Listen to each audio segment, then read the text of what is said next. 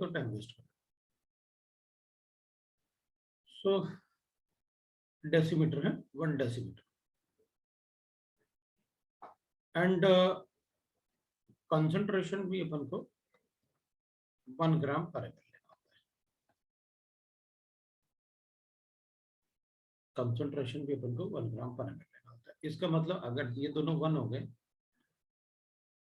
तो specific optical rotation is equal to observed optical rotation हो जाएगा। मतलब फिर अपन को अगर ये दोनों 1 ले लेते हैं तो यही आ जाता है अपने पास स्पेसिफिक ऑप्टिकल रोटेशन का वैल्यू। तब कैलकुलेट करते हैं जब ये दोनों 1 1 है।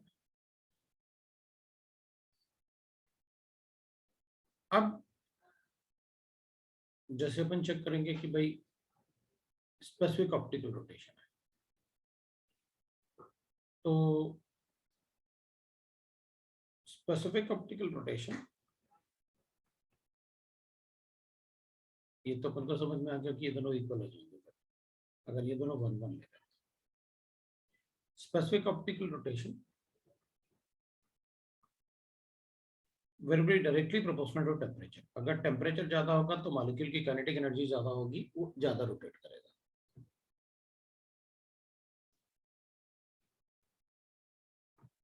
और अगर वेवलेंथ की बात करें तो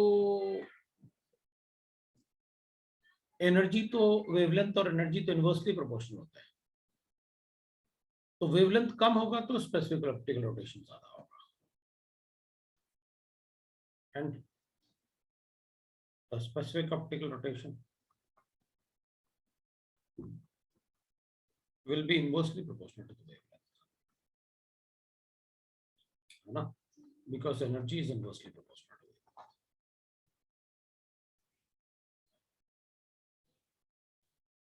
Observed optical rotation जो होगा, optical rotation, that will depend on length of the tube as well as concentration। अगर concentration ज्यादा होगा तो optical rotation भी ज्यादा आएगा। अगर concentration ज्यादा होगा तो optical rotation भी ज्यादा आएगा। ज्यादा मॉलिक्यूल्स होंगे, ज्यादा लाइट स्ट्राइक करेगा, ज्यादा रोटेट करेगा।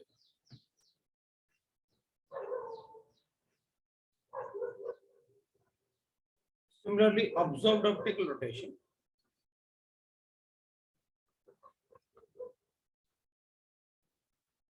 अगर अपन लेंथ ऑफ द ट्यूब से बात करें, अगर लेंथ ऑफ द ट्यूब ज्यादा होगा तो ज्यादा मॉलिक्यूल स्ट्राइक करेंगे, ज्यादा प्रोबेबिलिटी होगा ना मॉलिक्यूल के स्ट्राइक करने का। विद द सेम कंसंट्रेशन की बात कर रहे हैं, मान लो 1 मोलर ले लिए तो अपन को पता है 1 मोलर मतलब क्या। तो अगर लेंथ ऑफ द ट्यूब ज्यादा होगा तो ज्यादा ऑब्जर्व्ड रोटेशन होगा। सो अपन क्या करते हैं, इनवर्सली प्रोपोर्शनल टू लेंथ कर लेते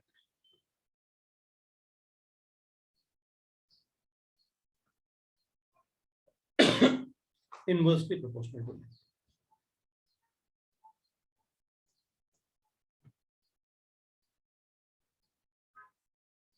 बाकी अपन कहेंगे कभी भी किसी का भी ऑप्टिकल रोटेशन 180 या उससे ज्यादा नहीं होना चाहिए। अल्फा ऑब्जर्व्ड या अल्फा थ्योरेटिकल ना, that can not be greater than 180 लिख लेंगे अपन, इवन इक्वल टू 180। बिकॉज 180 से ज्यादा होगा तो मतलब वो जो ऑप्टिकल रोटेशन वाला जैसे आपने डायग्राम देखा होगा तो उसमें ऐसे नीडल होता है भाई, ये ऐसे रीडिंग होता है इसमें, तो ये क्लॉकवाइज डायरेक्शन में रोटेट करेगा या एंटी क्लॉकवाइज डायरेक्शन में रोटेट करेगा। तो अगर नीडल मान लो ये 0 है ऑप्टिकल रोटेशन, ये 180 होगा, तो अगर कभी नीडल इधर आया तो अपन कहेंगे क्या समझे, नेगेटिव की तरफ गया ये पूरा इधर से इधर तक आ गया। मान लो आपने कहा यहाँ पर थीटा जो है, अपन अज्यूम कर लिया कि भाई ये थीटा जो है वो 60 है, तो मैं क्या समझू, ये 300 हो गया या इधर से 60 आ गया नेगेटिव और पॉजिटिव रोटेशन। तो थीटा का वैल्यू ना कभी 180 से ज्यादा नहीं होना चाहिए। तो अपन क्या करेंगे, चलो कॉन्सेंट्रेशन चेंज करके देखते हैं। अगर कॉन्सेंट्रेशन चेंज किया, डिक्रीज किया, और ऑप्टिकल रोटेशन मतलब इधर की तरफ नहीं गया, इधर की ही तरफ आ गया, तो अपन चेक कर लेंगे कि अच्छा इधर की ही तरफ कम हो रहा, मतलब इधर गया होगा तभी इधर की तरफ कम हो रहा है। क्योंकि अगर ऐसे गया होता तो इधर की तरफ कम होता है, ऐसे कंसंट्रेशन कम करने से। तो like that we can get a question. ठीक है, अब इसमें अपन को कोई क्वेश्चन दे सकते हैं कि भाई बताओ हमारे पास इसमें ऑप्टिकल रोटेशन इसमें दे देते हैं और आप ऑब्जर्व्ड ऑप्टिकल रोटेशन कैलकुलेट कर दो। तो वैसे एक क्वेश्चन अपन को मिल सकता है एग्जाम में, कोई बड़ी बात नहीं है।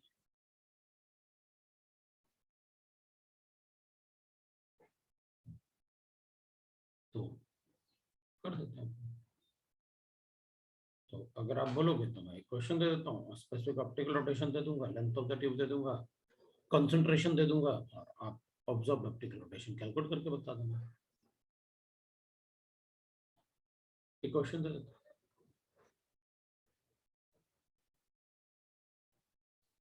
Calculate the observed optical rotation, optical rotation of 2-butanol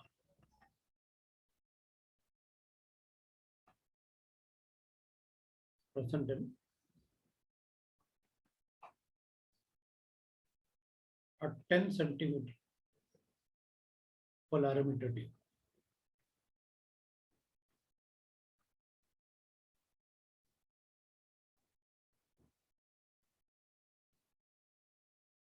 If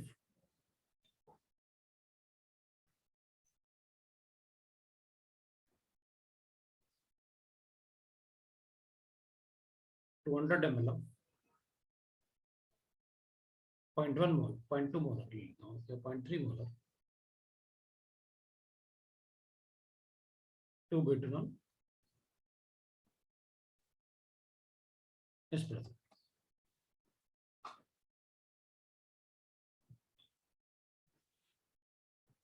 The specific optical rotation of it is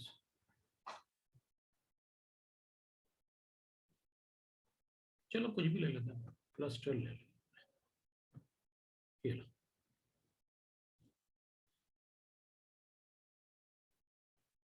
लिख लो।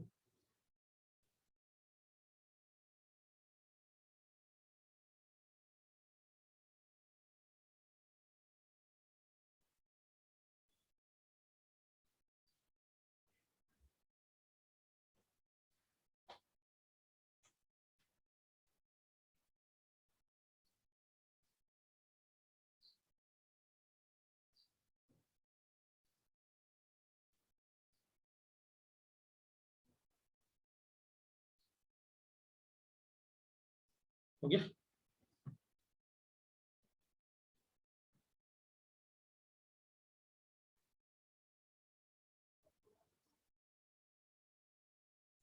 सर हम्म सर वो ऑब्जर्व्ड ऑप्टिकल रोटेशन का आपने प्रोपोर्शनलिटी लिखा ना कि directly proportional to concentration and hmm inversely proportional to wavelength, hmm sorry length, वो समझा नहीं मुझे।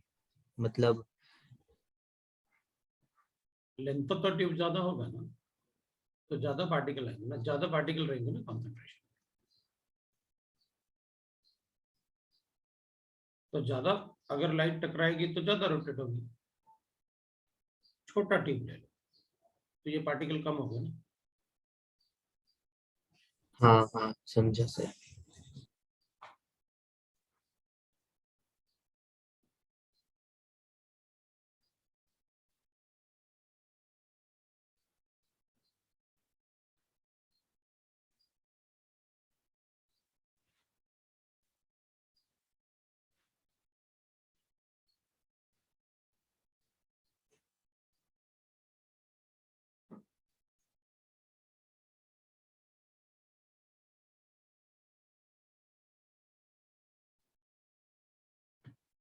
हो गया।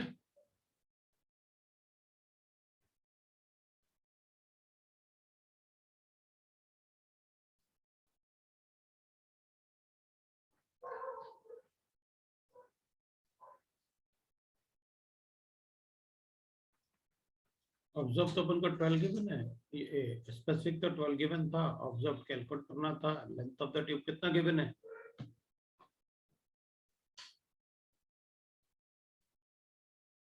लेंथ कितना गिवन है?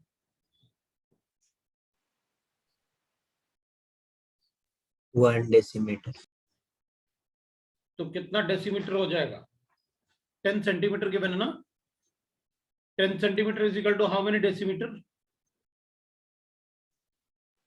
1। लो भाई, तो डेसीमीटर हो गया 1। अब कॉन्सेंट्रेशन बताओ।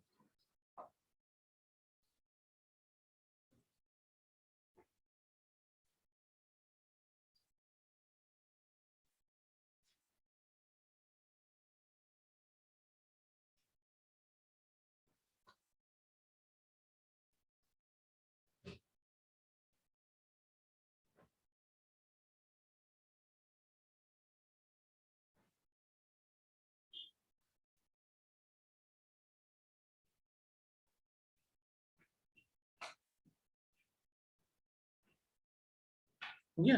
अभी तो कर क्या रहे यार, इतना टाइम तो लगेंगे यार। Weight upon molecular weight multiply by 1000 divide by volume. 2 बेटानॉल का मतलब हो गया अपने पास C4H10O। सो 48 प्लस 58 प्लस 16, सो 58 मतलब 64 74। मोलारिटी मुझे क्या बना 0.3।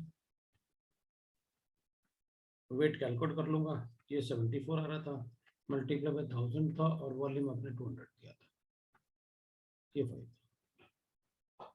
इसको मल्टीप्लाई कर देता हूँ। सो 0.7, मुझे वेट कैलकुलेट करना है ना, मुझे वेट कैलकुलेट करना है। तो कितना आ गया मेरे पास? मोलारिटी 0.3 इंटू 74 डिवाइडेड बाई 5 कर देता हूँ, वेट आ गया। ये ऑलमोस्ट 15 टाइम्स आ रहा है, 44, तो नियरली आ रहा है मेरे पास पॉइंट, ये 4.5 ग्राम ना, नियरली 4.5 ग्राम। तो 4.4 कर देता हूँ, क्योंकि मैंने यहाँ पर एक बढ़ाया था 15 करने के लिए। ये थोड़ा बड़ा था, ये थोड़ा छोटा आना चाहिए, 15 से भी छोटा आना चाहिए था, क्योंकि मैंने 75 एज्यूम किया था ना, थोड़ा बढ़ाया था। तो ये थोड़ा कम होना चाहिए, क्योंकि ये वैल्यू बड़ा थी, 15 से थोड़ा कम आएगा। तो 15 से थोड़ा कम आएगा तो रेट कितना कम आएगा? तो इधर 14.8 आ रहा था, तो 14.8 सो है ना, ये 14.8 आ रहा था, तो 4.4 ठीक है, 4.4 से थोड़ा भी कम, थोड़ा सा कम ही आएगा। चलो इतना ही ले लेता हूँ। ले भाई, हो गया मेरा।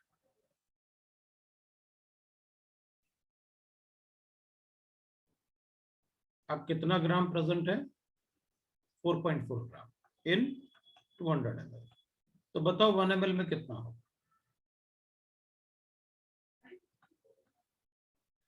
लो भाई, आ गया।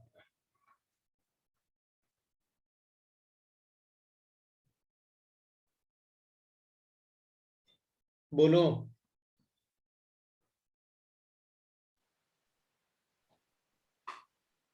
हो गया ना?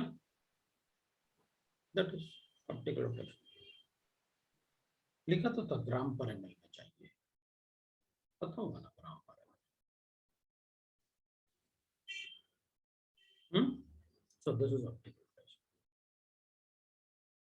अब बात करते हैं, ऑप्टिकल रोटेशन तो छोड़ देते हैं, बात करते हैं अपन कि भाई ऑप्टिकल एक्टिविटी कैसे बताएंगे। So how to predict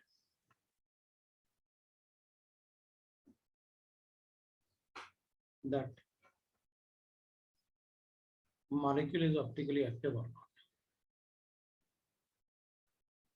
optically active or not।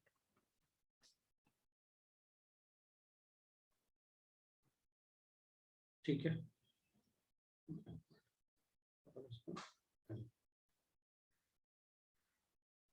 मुझे चेक कैसे करूंगा मैं कि भाई मॉलिक्यूल ऑप्टिकली एक्टिव है या नहीं है? ना मुझे कोई डेफिनेशन लिखना है ना कुछ लिखना है, अपन को बस ये बताना है कि मॉलिक्यूल ऑप्टिकली एक्टिव कैसे है। देख भाई, अगर मुझे ये चेक करना है कि मॉलिक्यूल एक्टिव ऑप्टिकली एक्टिव है कि नहीं है, तो मुझे एक ही कंडीशन चेक करनी है, there should be no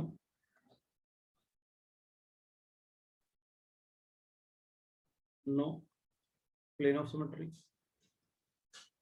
center of symmetry, and axis of symmetry.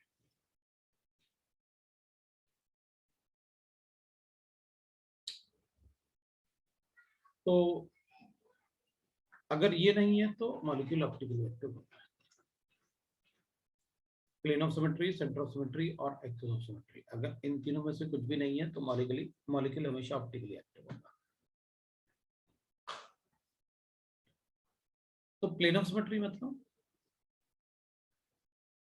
Of symmetry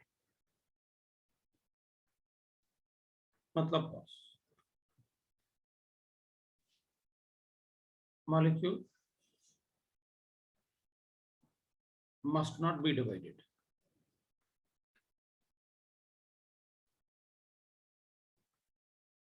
in two similar parts through any plane, through any two-dimensional plane, any plane.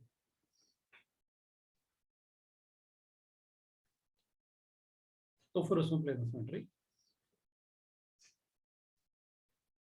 नहीं होगा अगर वो डिवाइड नहीं होता, जैसे इसमें अपन चेक करेंगे।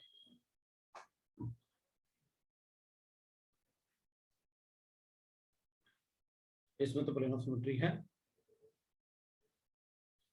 इस पार्ट से डिवाइड कर दो, दो इक्वल पार्ट में डिवाइड हो गया, सिमिलर पार्ट में इधर। वैसे तो ये मॉलिक्यूल ही पूरा प्लेनर होगा क्योंकि these atoms are lying in the same plane. ये दोनों सभी कार्बन और ये दोनों हाइड्रोजन सेम प्लेन में है। इसका एक हाइड्रोजन और ये वाला बॉन्ड और इसका भी एक हाइड्रोजन और ये वाला बॉन्ड एक ही प्लेन में होगा। एक हाइड्रोजन ऊपर, एक हाइड्रोजन नीचे, एक हाइड्रोजन ऊपर, एक हाइड्रोजन नीचे, मतलब मॉलिक्यूल का भी एक अपना प्लेनरिटी है। दैट इज आल्सो प्लेन, वो भी प्लेन।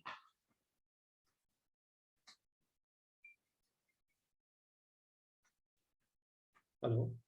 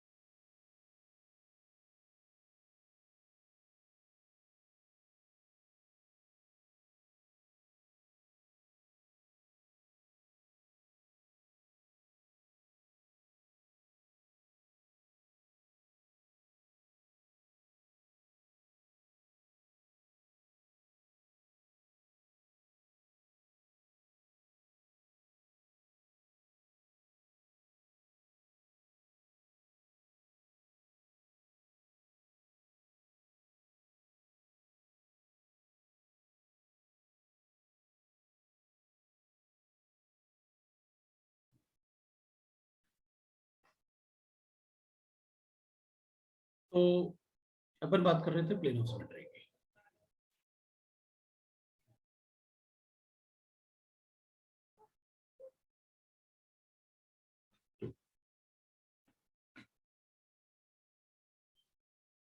तो अपन लिखेंगे, इसमें प्लेन ऑफ सिमेट्री था, राइट ना?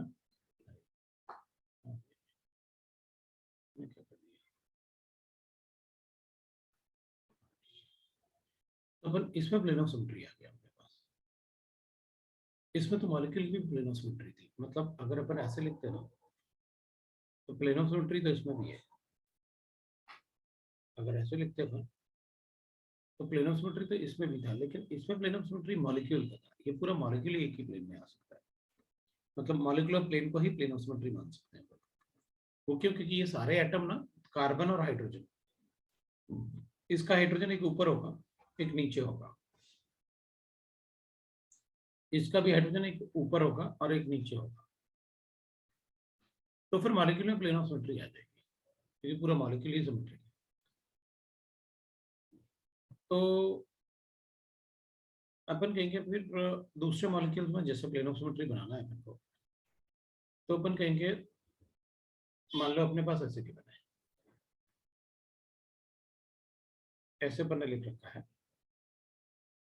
और इसमें अगर अपन ऐसे लिख लें CH3 और H, इसमें भी अगर अपन H और CH3 लिख लें, तो प्लेन ऑफ सिमेट्री तो इसमें भी बन जाएगी। ये प्लेन ऑफ सिमेट्री बन जाएगी। इधर वाला पार्ट एग्जैक्टली सेम। वैसे इसमें प्लेन ऑफ सिमेट्री ऐसे भी बन रहा था, मतलब एक प्लेन ऑफ सिमेट्री अपन इससे भी बता सकते हैं। इन चारों को एक ही प्लेन में होंगे, ये चारों एक ही प्लेन में, तब भी इसमें प्लेन ऑफ सिमेट्री बन रही है, तब भी इसमें प्लेन ऑफ सिमेट्री बन रहा है। मतलब अगर अपन ऐसे लिखें, मान लेते हैं अपन ऐसे लिख लेते हैं, इसको H लिखते हैं, इसको CH3 लिखते हैं, और इसको CH3 लिखते हैं, और इसको H लिखते हैं। तो अपन कहेंगे इसमें प्लेन ऑफ सिमेट्री ऐसे तो नहीं बन रहा, क्योंकि इधर जो है वो इधर दिखना चाहिए, और इधर जो है वो इधर दिखना चाहिए। तो इधर से तो प्लेन ऑफ सिमेट्री नहीं आ रहा, इधर वाला पार्ट और इधर वाला part.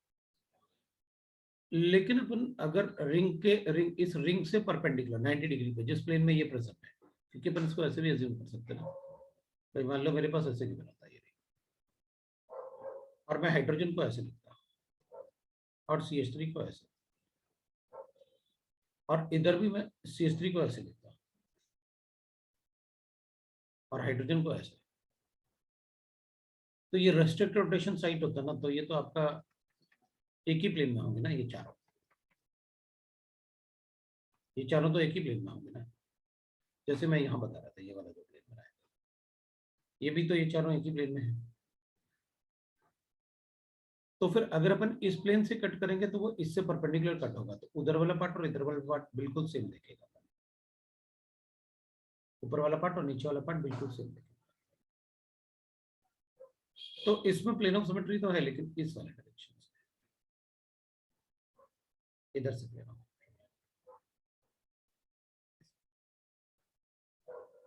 Perpendicular to the line, तो इसमें भी प्लेन ऑफ सिमेट्री, ठीक है।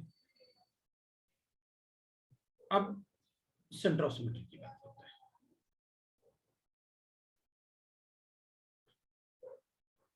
दूसरा अपन सेंटर ऑफ सिमेट्री, मतलब मॉलिक्यूल को किसी भी प्लेन से दो इक्वल पार्ट में कट नहीं होना चाहिए, सेंटर ऑफ सिमेट्री की बात करते हैं। तो सेंटर ऑफ सिमेट्री की अगर अपन बात करेंगे, दैट इज कॉस, तो अपन लिखेंगे that is when the axis is drawn from the center of molecule in opposite directions. 9 o'clock हो गया, फोन कर लो सर, ड्यूटी कर लो. So molecule center of symmetry, center of molecule in opposite directions.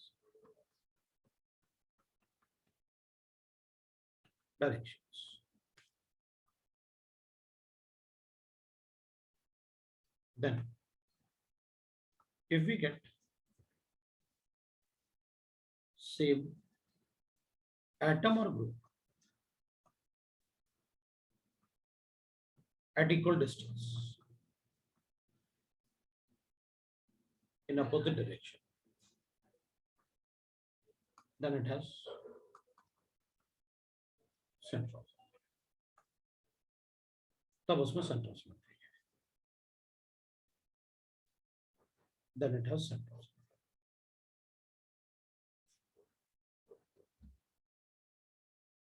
Then it will have center of symmetry. तो चलो देख लेते हैं भाई center of symmetry कैसे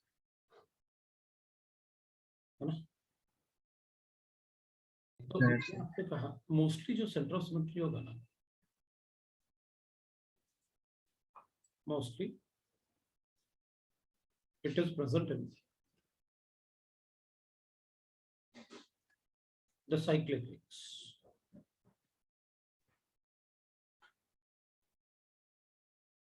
which has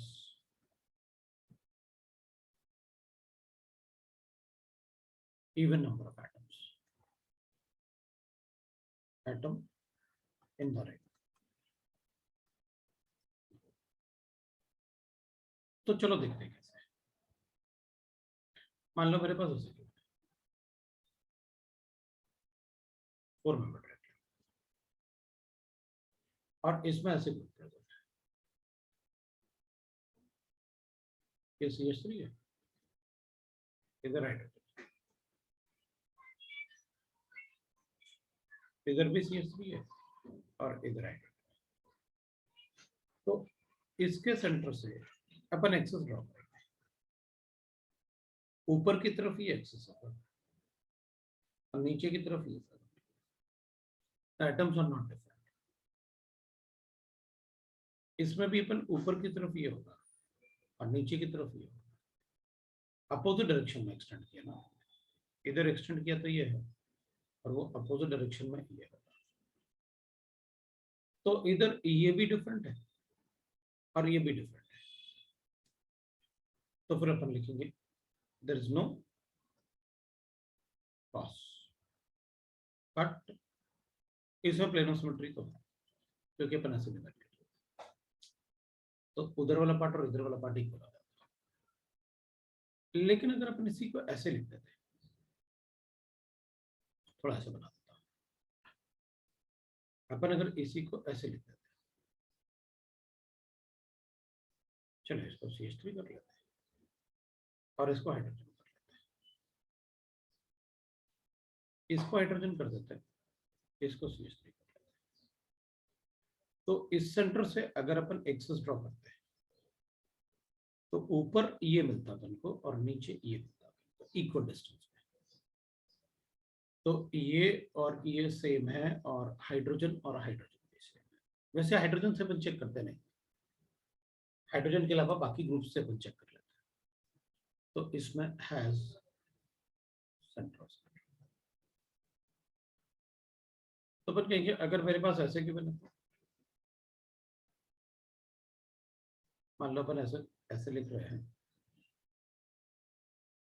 और इसमें मैंने ऐसे लिख लिया. इधर मेरे पास CH3 है, इधर मेरे पास हाइड्रोजन है, इधर मेरे पास CH3 है, इधर मेरे पास हाइड्रोजन है और इधर हाइड्रोजन है और एक Cl है.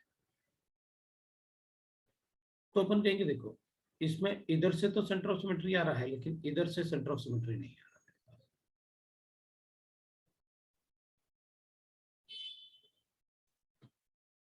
तो अगर एक भी जगह डिफरेंट हुआ तो फिर नो क्रॉस क्रॉस, इसमें no plane of symmetry, centre of symmetry. इसमें अपन सेंटर ऑफ सिमेट्री नहीं बता सकते.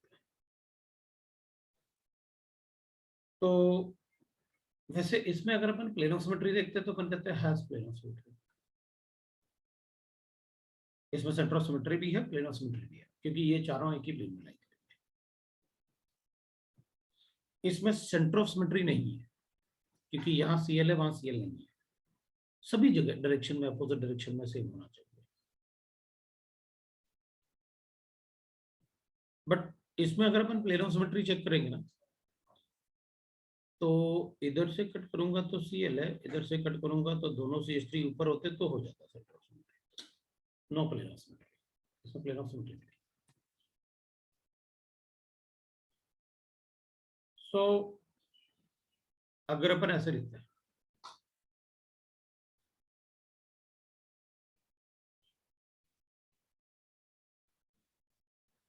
और मैं इसको ऐसे करता हूं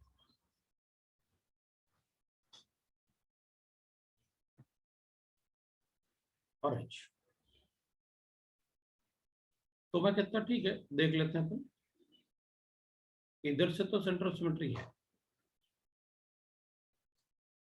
है ना, इधर से तो सेंटर ऑफ सिमेट्री था,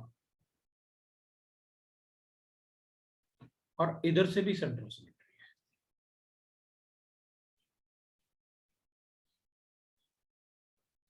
so has centre of symmetry.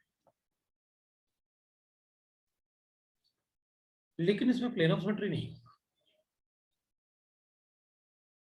No plane of symmetry, क्योंकि मैं प्लेन ऑफ सिमेट्री मतलब ये चारों अगर अलग अलग प्लेन में होंगे तो फिर इससे नहीं बन रहा ना प्लेन ऑफ सिमेट्री, क्योंकि इन चारों से अगर प्लेन बनाऊंगा ना तो वो इस रिंग से परपेंडिकुलर बनेगा, और अगर रिंग से परपेंडिकुलर बनेगा तो फिर इधर ऑक्सीजन है, इधर कार्बन है, जबकि इधर ऑक्सीजन है, इधर कार्बन है, तो फिर प्लेन ऑफ सिमेट्री नहीं कर पाएगा।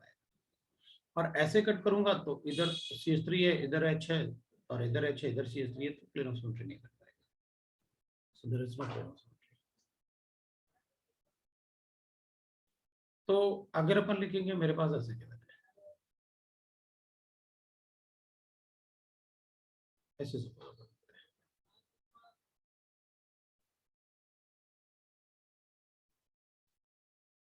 और इसको मैं ऐसे लिख लेता हूँ, तो अपन कहेंगे इसमें प्लेन ऑफ सिमेट्री तो हो सकता है, पर सेंटर ऑफ सिमेट्री नहीं होगा, क्योंकि इधर अपोजिट होने चाहिए ना, एक साथ थोड़ी होना चाहिए। So no centre of symmetry, but plane of symmetry है, प्लेन ऑफ सिमेट्री। अब एक्सिस ऑफ सिमेट्री की बात कर लेते हैं। एक्सिस ऑफ सिमेट्री सर एक बार पिछला पेज दिखाना, कौन सा? पिछला पेज, फोर्थ वाला। फोर्थ वाले में नहीं सर, पेज देखना था सर, फोर्थ वाला।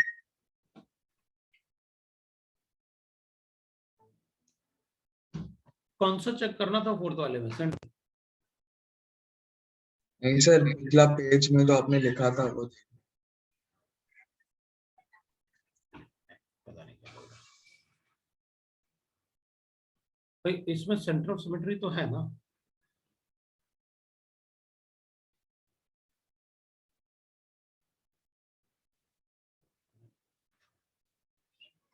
फोर्थ पेज दिखा दे, अच्छा। अरे भगवान, ये कौन सा पेज है? अच्छा, फिफ्थ वाला है, ये ले।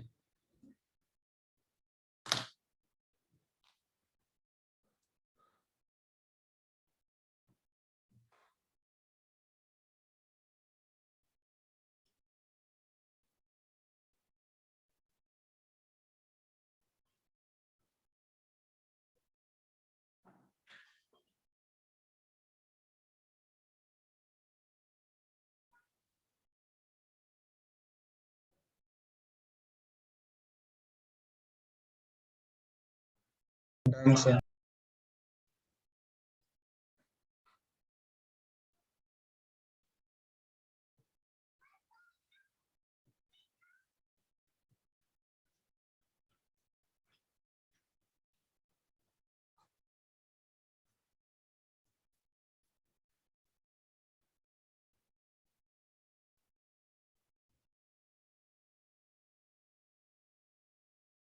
अब ऐसे एक्सेस ऑफ सिमेट्री दो टाइप से होता है, एक होता है CN एक्सेस ऑफ सिमेट्री, एक होता है SN एक्सेस ऑफ सिमेट्री।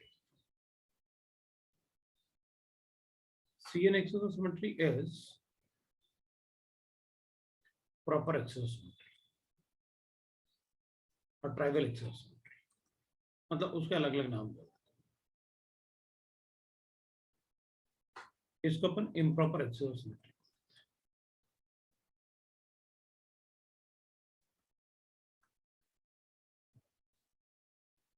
अपन से क्वेश्चन भी ऐसे ही पूछते हैं, CN axis of symmetry है या SN axis of symmetry है।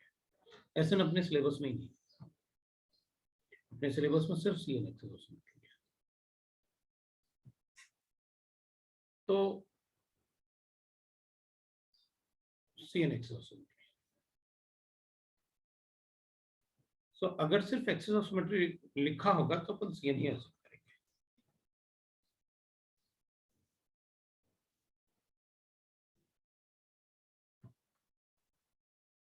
तो when a molecule is rotated to 360 degree through any axis,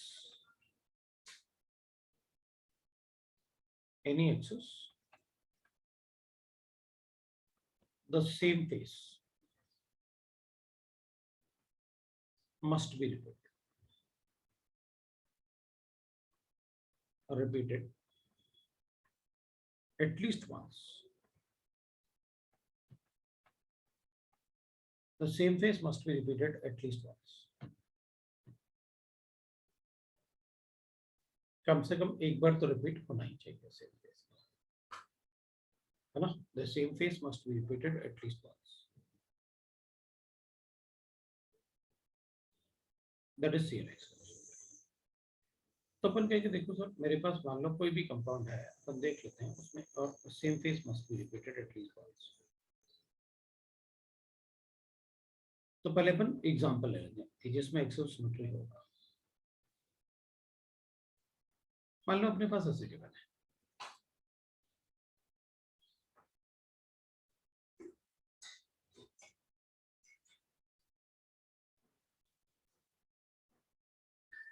CH3 है, CH3 है, H है और H है।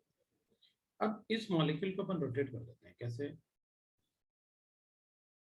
इस एक्सिस से अपन रोटेट कर लेता है ऐसे, इसको रोटेट करते हैं। मतलब इट इज लाइक दिस, जैसे अपन ना इसको ऐसे बना देते हैं एक्सिस ऑफ सिमेट्री को। मान लो मेरे पास ऐसे होगा, एक क्यूब ले लेते हैं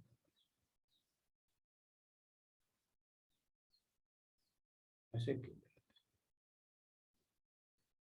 और अगर अपन क्यूब में चेक करेंगे ना तो देखिए जैसे ये क्यूब है,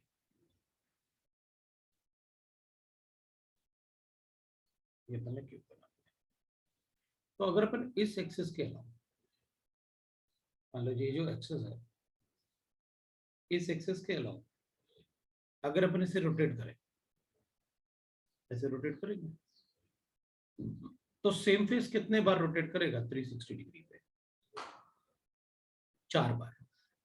तो ये जो अपन कहेंगे C4 एक्सिस ऑफ सिमेट्री, ये जो n होता है ना, that is equal to 360 degree divided by किस एंगल से अपन को कितने थीटा पे सेम फेस मिलता है, उसको डिवाइड करेंगे तो n का वैल्यू आएगा।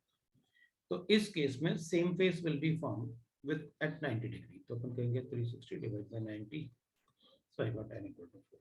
That is how we calculate the C, that n का जो नंबर है वो अपन कैलकुलेट करते हैं। अगर अपन इसको ऐसे ले लेते हैं कि भाई मैं ऐसे रोटेट, यहाँ इन दोनों एक्सिस से रोटेट करूंगा, एक ये वाला कार्बन और एक ये वाला कार्बन, तो अगर ऐसे बनाते अपन तो अपन कहते हैं फिर इस केस में इसमें C2 एक्सिस ऑफ सिमेट्री होता है, क्योंकि ये वाला पार्ट और ये वाला पार्ट सेम होता है। आप 360 डिग्री रोटेट करते हैं तो 2 बार सेम फेस रिपीट होता है।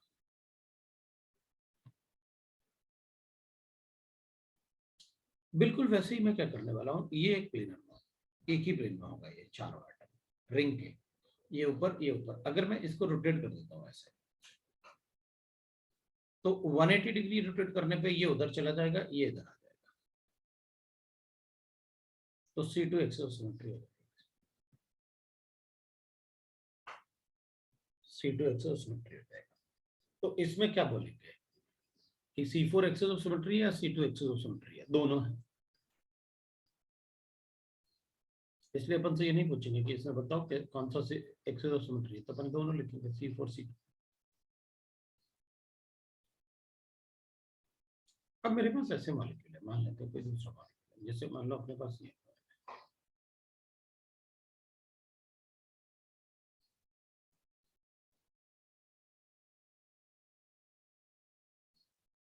तो अपन कहेंगे देखो सर, अगर आप ये जो एम्प्टी ऑर्बिटल होता है ना, इसमें अगर एम्प्टी ऑर्बिटल के अलोंग रोटेट करना चाहते हो, इसके अलोंग अगर आप रोटेट कर रहे हैं, तो C3 एक्सेस सिमेट्री होगा। वो क्यों? क्योंकि ये 120 एंगल है, तो ये वाला फेस एक हो गया, एक ये फेस हो गया और एक ये फेस हो गया, तो 360 पे 3 बार सेम फेस रिपीट होगा। लेकिन अगर मैं ऐसे करता हूं,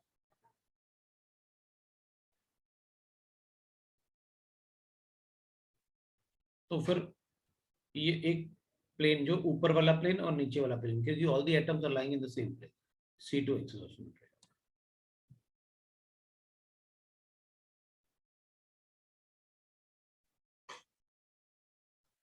तो अपन कहेंगे अगर मान लो मेरे पास ऐसे गिवन है,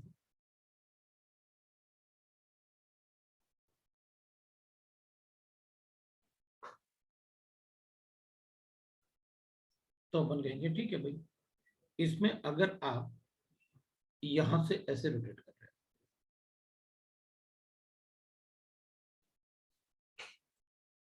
तो मैं कहूंगा ये C2 एक्सेस ऑफ सिमेट्री, क्योंकि ये ऑक्सीजन इधर चला जाएगा, ये इधर आ जाएगा। लेकिन अगर आप ऐसे रोटेट कर रहे हैं,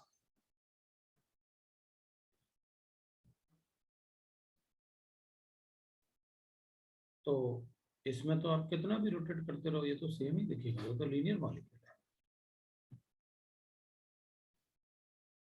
फिर तो अपने पास C इंफिनिटी है।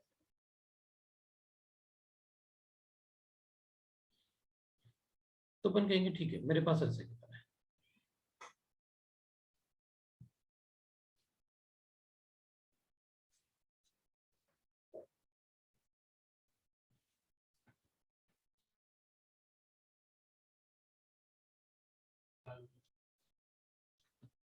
तो अगर अपने पास ये है,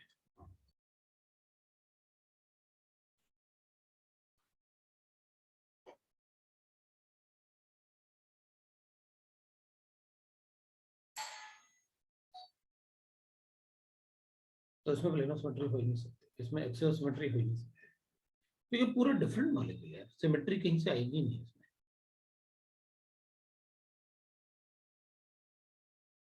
तो आपने डेफिनेशन के हिसाब से तो बना molecule is rotated to 360 degree through any axis the same face, तो अपन कहेंगे सेम फेस तो रिपीट हो जाएगा अगर 360 डिग्री रोटेट करेंगे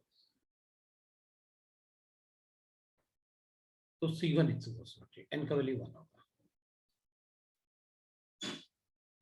तो ये तो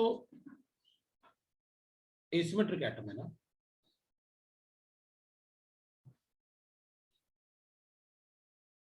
एसिमेट्रिक का मतलब जिसमें कोई भी सिमेट्री नहीं है, बट एक्सिस ऑफ सिमेट्री तो सभी में लिखेंगे।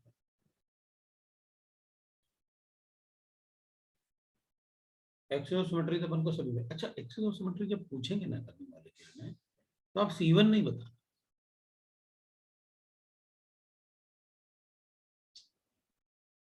या फिर वो लिखेंगे क्वेश्चन में कि एक्सेप्ट C1, नहीं तो बता ही देंगे अपन से, ये कहेंगे बताओ ये ऑप्टिकली एक्टिव है, हाँ है, एक्सिस ऑफ सिमेट्री है, हाँ है, क्योंकि लिखो एक्सेप्ट C1, है ना, पूछेंगे कहे को, तो जितने मॉलिक्यूल है सभी में C1 तो बता ही दूंगा, चाहे कुछ भी हो।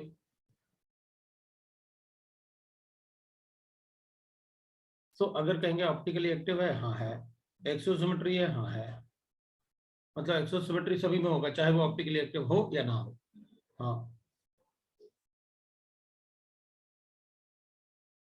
ठीक है। So we got that how to calculate the exosymmetry. अब एक क्वेश्चन करते हैं जिसमें अपन कैलकुलेट करते हैं कि इन एवरी मॉलिक्यूल किसमें एक्सेस ऑफ सिमेट्री है, सेंटर ऑफ सिमेट्री है और प्लेन ऑफ सिमेट्री है। नेक्स्ट पेज पे चले।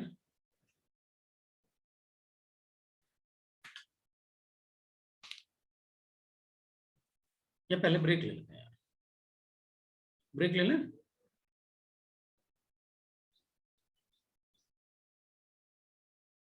ब्रेक लेके फिर आगे बढ़ते हैं, क्योंकि फिर एक बार शुरू करेंगे तो फिर अभी अपन ने सिमेट्री तो पढ़ी ली है ना, फिर देखते हैं अपन ब्रेक लेके, है ना। नहीं, तुम लोग ब्रेक के लिए कभी मना नहीं करोगे, ये तो इसमें सिर्फ C1 बन रहा है, बाकी नहीं बन रहा। अब देखना, इसको अपन ने रोटेट तो किया 180 ऐसे, लेकिन 180 रोटेट करने से ये इधर आएगा, ये इधर आएगा, तो ये दोनों सेम थोड़ी है। इधर नीचे आके तो अगर सेम बनता तो अपन कहते हैं कि उसमें प्लेन ऑफ सिमेट्री है, उसमें एक्सेस ऑफ सिमेट्री है। जैसे इसमें बन रहा था 180 रोटेट करो तो CH3 इधर आएगा और डबल बॉन्ड उधर, बिल्कुल वही बन रहा था जो ये है। अब बिल्कुल वही थोड़ी बन रहा है जो ये है, तो अलग बन रहा है ना। इधर देख NH इधर है, ऑक्सीजन इधर, इधर ऑक्सीजन है, इधर NH, फिर रोटेट करना पड़ेगा अपन को 180, तभी बनेगा, नहीं तो नहीं बनेगा। इसमें तो मतलब C1 तो है, C1 तो सभी में होगा, अपन को एक्सेप्ट C1 चाहिए। इसमें सेंटर ऑफ सिमेट्री है क्या? हाँ है। प्लेन ऑफ सिमेट्री है क्या? वो भी है। और एक्सेस ऑफ सिमेट्री, हाँ इसको 180 रोटेट कर दो तो C2 आ जाएगा। इसमें तीनों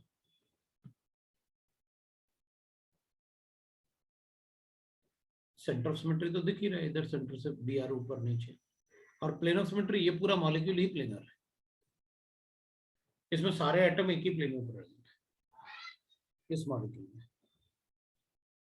तो अगर लाइट का प्लेन कट करेंगे तो पूरा मॉलिक्यूल ही गायब हो जाएगा, ऊपर भी कुछ नहीं दिखेगा, नीचे भी कुछ नहीं दिखेगा, ऊपर भी खाली नीचे भी खाली, पूरा सारे के सारे एटम ही एक ही प्लेन में।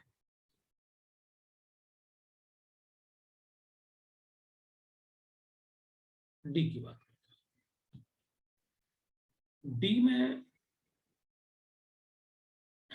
इसके जैसा है भाई, आपने CH3 की जगह NH तो ले लिया, तो इसमें सेंटर ऑफ सिमेट्री तो है, क्योंकि ये दोनों है, ये दोनों है, ये दोनों है, सेंटर ऑफ सिमेट्री तो दिख रहा है। प्लेन ऑफ सिमेट्री कैसे बनाओगे? नहीं बनेगा, अगर उसमें नहीं बना तो इसमें भी नहीं बनेगा।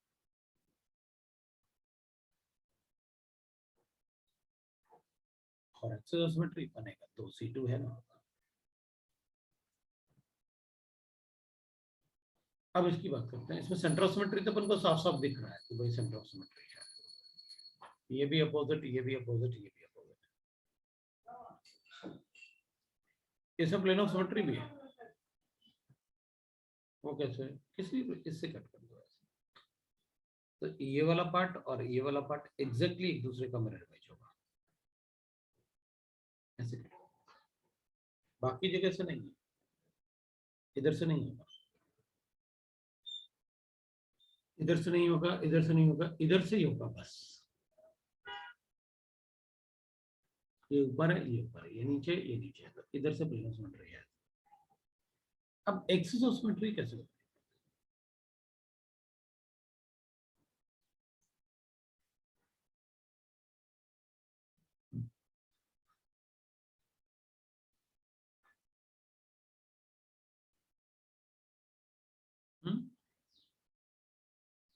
इसमें एक्सेस ऑफ सिमेट्री है क्या?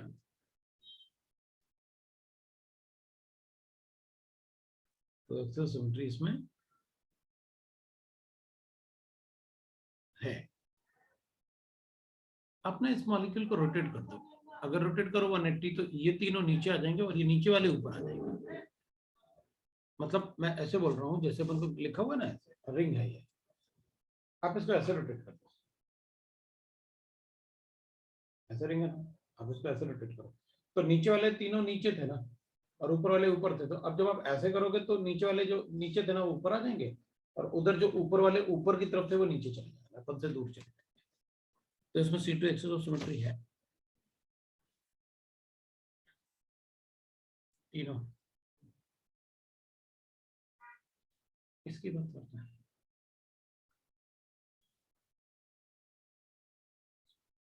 इसमें अपन कहेंगे देखने से तो अपन को लग ही रहा है,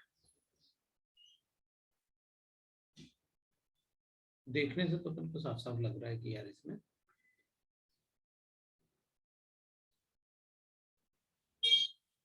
सेंटर ऑफ सिमेट्री है। प्लेन ऑफ सिमेट्री नहीं, एक्सिस ऑफ सिमेट्री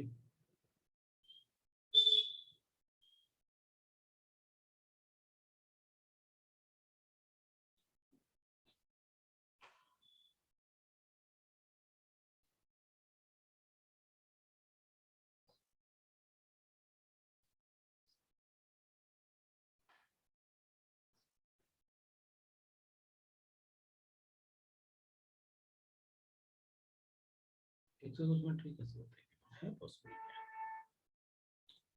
अगर इसको ऊपर ले जाता हूँ तो OH अंदर रहेगा, हमें OH बाहर चाहिए, ऐसे रोटेट करता हूँ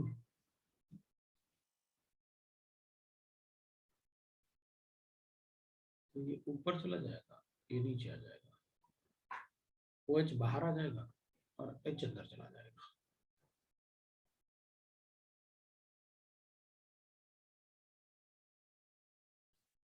इसका H बाहर आ जाएगा और वो अंदर चला जाएगा। एक्सिस ऑफ सिमेट्री तो है, but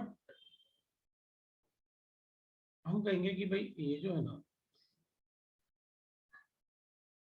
in open chain structures,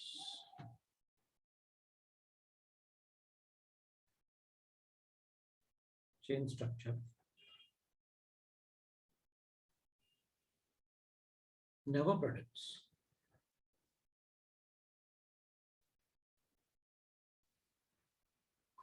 the cos and AOS without RS configuration.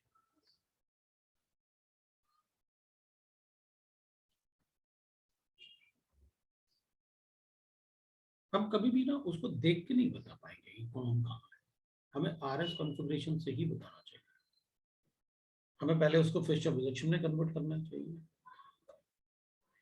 और फिर उसके बाद अपन को बात करनी चाहिए।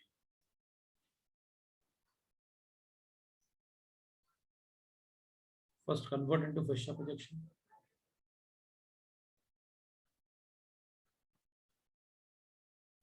projection,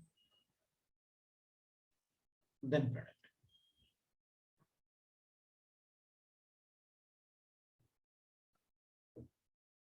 Cos and cos, तब आप predict करना, तो अपन RS कॉन्फ़िगरेशन के बाद लिखेंगे, तो इसलिए मैंने उसको एक एग्जांपल डाल दिया था, है ना। मतलब इसमें गलती नहीं होगी, अगर कुछ ऐसे दिख रहा होता ना तो मुझे कोई फर्क नहीं पड़ता, ऐसे होता मुझे कोई फर्क नहीं पड़ता बोलने में, जैसे ऐसे होता मुझे कोई फर्क नहीं पड़ने वाला। इसमें अपन को प्लेन ऑफ सिमेट्री दिख रहा है साफ साफ, इवन अगर ऐसे भी होता तो सेंटर ऑफ सिमेट्री बता देता।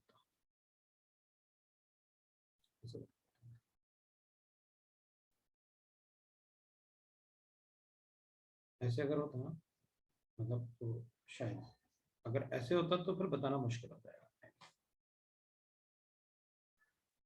तब अपन रिस्क नहीं लेंगे इसमें, रिस्क क्योंकि अपोजिट बनेंगे तो फिर ये RS कॉन्फ़िगरेशन से ही बता पाएंगे।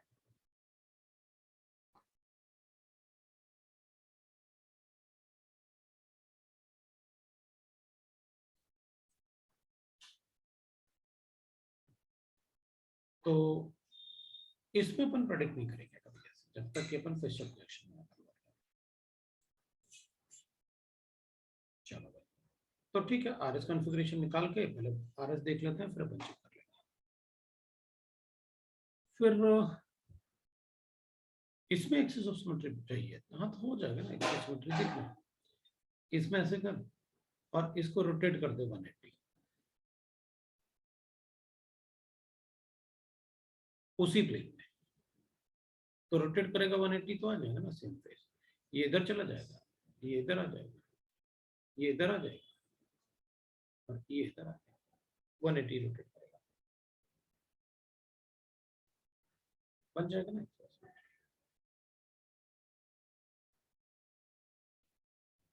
मतलब उसी प्लेन में रोटेट किया मैंने, ऐसे ऐसे था, ऐसे 180 रोटेट किया मैंने,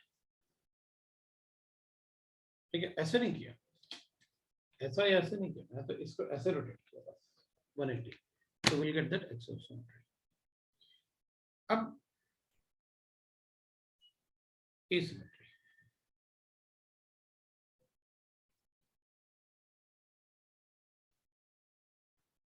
एसिमेट्री का मतलब है no pass pass and loss. अपन ने सिर्फ सीएन पढ़ा, वो ऐसा है ही नहीं सिलेबस में। अगर कोई क्वेश्चन मिलेगा तुरंत बता दूंगा वहीं पर, कैसे बता देना, वहीं कंसेप्ट बता के वहीं खत्म कर दूंगा।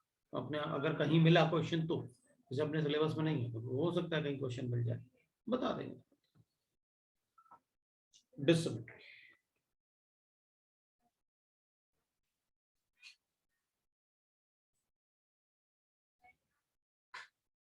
नो पास पास,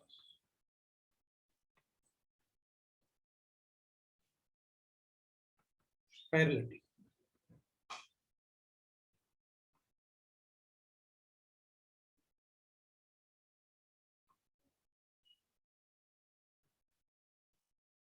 molecule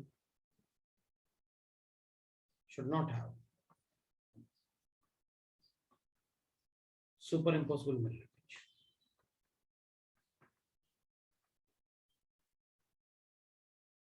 Mirror image, वैसे अगर ये दोनों होते हैं ना तो वो हो ही जाता है। We can check by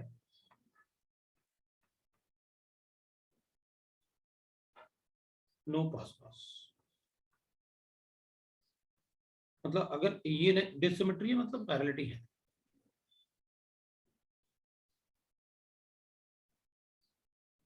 मतलब this is the minimum condition for optical activity, इसलिए बाकी चीजें अपन ने डिस्कस की नहीं, ठीक है। अब मॉलिक्यूल्स में अपन को ये सब देखना आता है, पास पास देखना आता है, किसी को डाउट नहीं, तो अपन को ऑप्टिकल एक्टिविटी आती है। कुछ एग्जांपल ले लेते हैं, मतलब ज्यादा अपन नहीं लिखेंगे, सीधे सीधी बात कर रहे हैं। Which of the following is optically active, आप बस इतना ही चेक करो कि पॉस्कॉस नहीं होनी चाहिए, हो गया।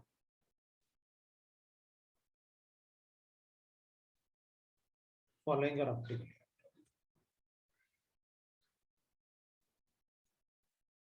ऑप्टिकली,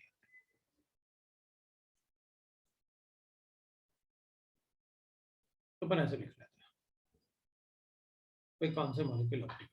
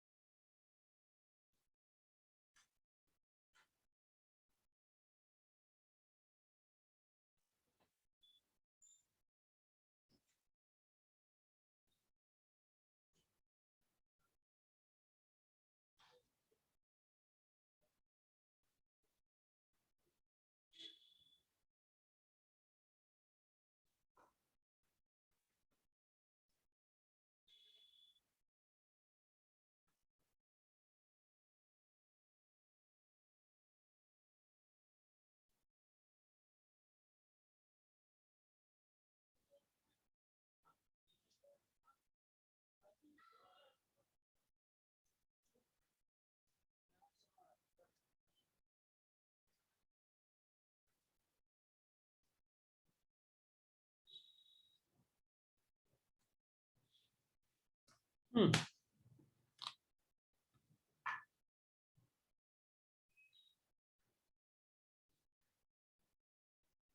वैसे ये क्रॉस वाला स्ट्रक्चर फिशर प्रोजेक्शन होता है, आप अज्यूम कर सकते हो फिशर प्रोजेक्शन है। क्रॉस वाला स्ट्रक्चर हमेशा फिशर प्रोजेक्शन में होता है, आप अज्यूम कर सकते हो that is a Fisher projection.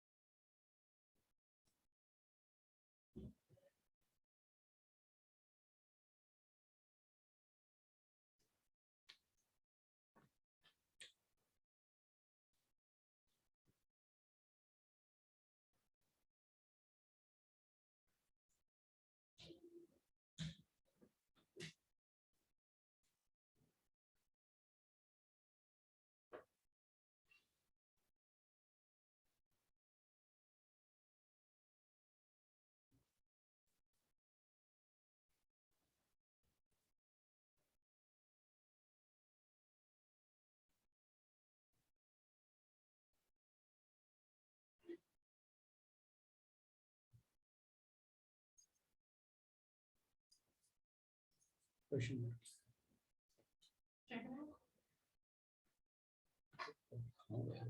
भूख लग गई।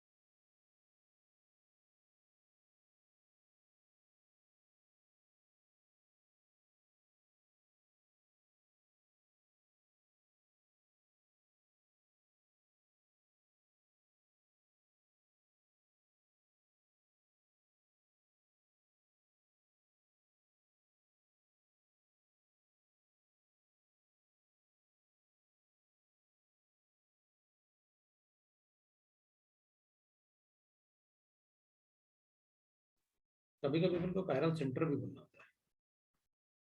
तो atom by which 4 different group are attached. Are attached.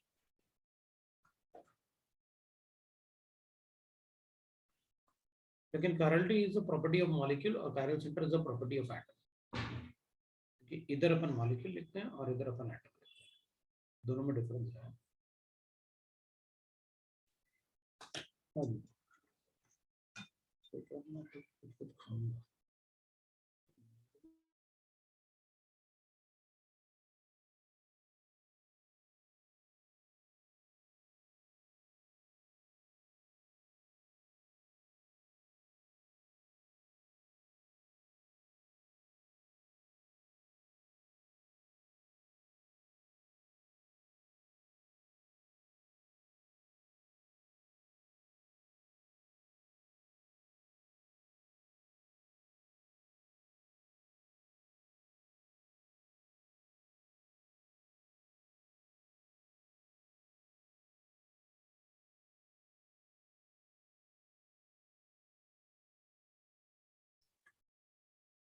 हो जाए तो बता देना।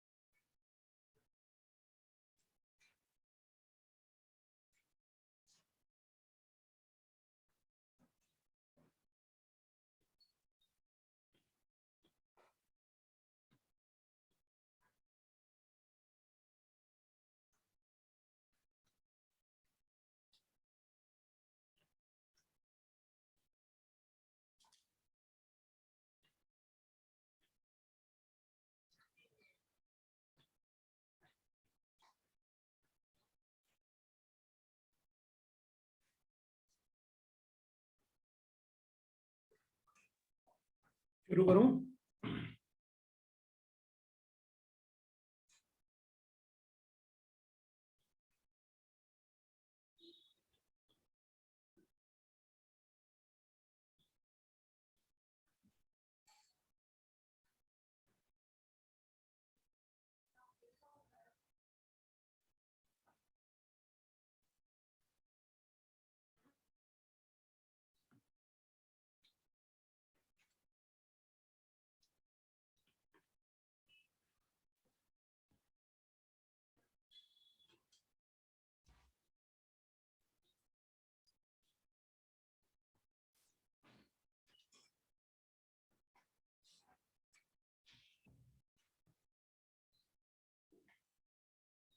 तो शुरू करते हैं। पहले वाले में इससे ना 4 डिफरेंट ग्रुप हटा दें, इसमें कभी पॉडकास्ट हो ही नहीं सकता। जैसे 4 डिफरेंट ग्रुप थे ना, कभी पॉडकास्ट नहीं हो सकता।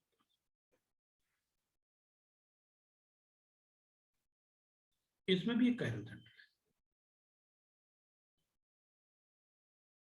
3 और एक 4, ये CH है और ये CH2 है, तो इससे 4 डिफरेंट ग्रुप हटा दें।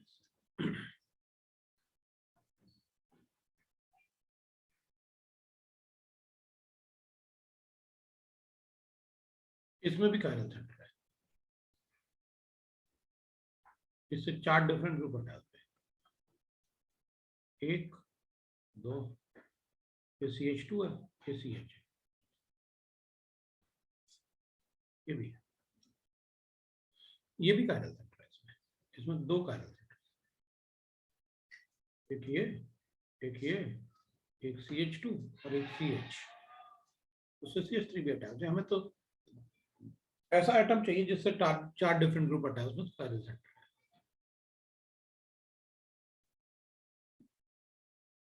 ये ट्रांस है इसलिए प्लेन ऑफ सिमेट्री हो नहीं सकती।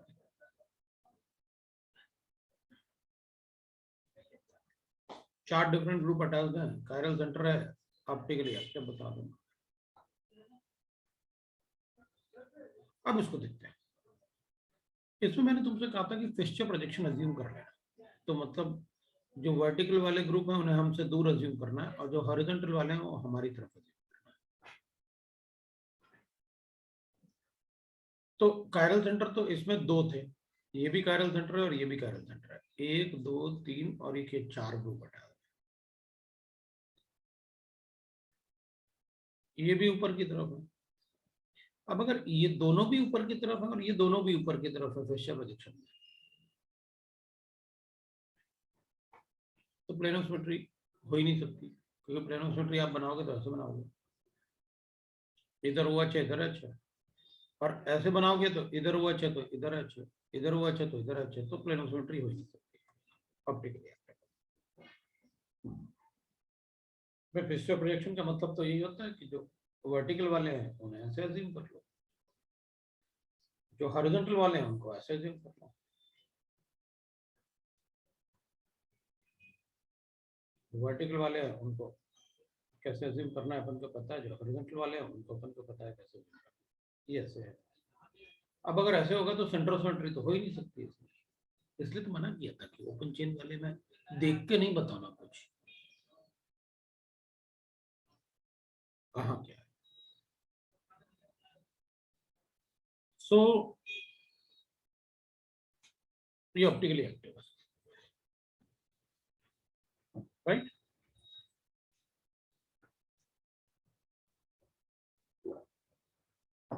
अपन आइसोटोप भी यूज कर सकते हैं।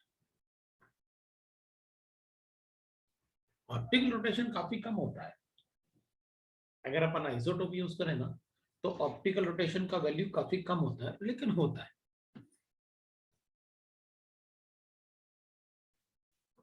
ऑप्टिकली एक्टिव, इसमें अपने पास कोई ऐसा आइटम नहीं है जिससे चार डिफरेंट ग्रुप हटा दो। भाई इधर तो मैं चेक नहीं करने वाला क्योंकि दो हाइड्रोजन है, इसलिए इनको तो अपन चेक भी नहीं करेंगे कि सर इनको चेक कर लो, इससे चार डिफरेंट हो ही नहीं सकते, इससे चार डिफरेंट हो ही नहीं सकते, चार ग्रुप ही नहीं हो सकते डबल बॉन्ड होने की वजह से। तो मतलब आप ये कहना चाह रहे हो कि जहां डबल बॉन्ड होगा वहां कायरल सेंटर नहीं हो सकता? बिल्कुल यही कह रहा हूं, जहां डबल बॉन्ड होगा वहां कायरल सेंटर नहीं होगा, मैं यही कह रहा हूँ। जहां डबल बॉन्ड होगा वहां कायरल सेंटर नहीं हो सकता, तो फिर सर यहाँ चेक करने की जरूरत ही नहीं है मुझे कायरल सेंटर, और यहाँ भी चेक नहीं करूंगा क्योंकि दो हाइड्रोजन तो होंगे ही, हमें मुझे पता है चार डिफरेंट ग्रुप कैसे होंगे, तो इधर चेक कर लेता हूँ। इधर एक हाइड्रोजन है तो ये कायरल सेंटर है, क्योंकि इधर डबल बॉन्ड है इधर नहीं है। ये भी कायरल सेंटर है, एक डिफरेंट, दो डिफरेंट, तीन डिफरेंट और ये चार डिफरेंट, तो चार डिफरेंट ग्रुप है इससे, और इसमें नो पास कॉस।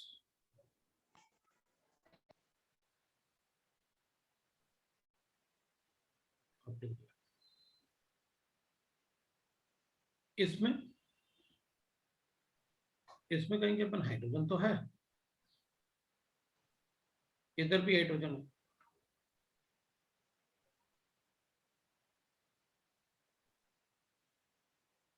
तो ये भी कायरल सेंटर है क्योंकि इससे चार डिफरेंट ग्रुप अटैच है, एक ये एक ये एक ये और एक ये चारों ग्रुप डिफरेंट है ना, अलग अलग। और इसमें प्लेन ऑफ सिमेट्री बन ही नहीं सकती क्योंकि ये CH3 नीचे है, हाइड्रोजन ऊपर है, इधर CH3 ऊपर है।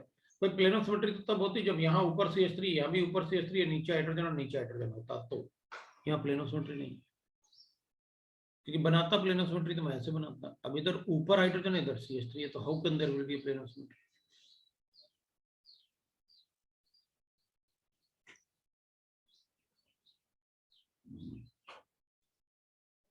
Optically active.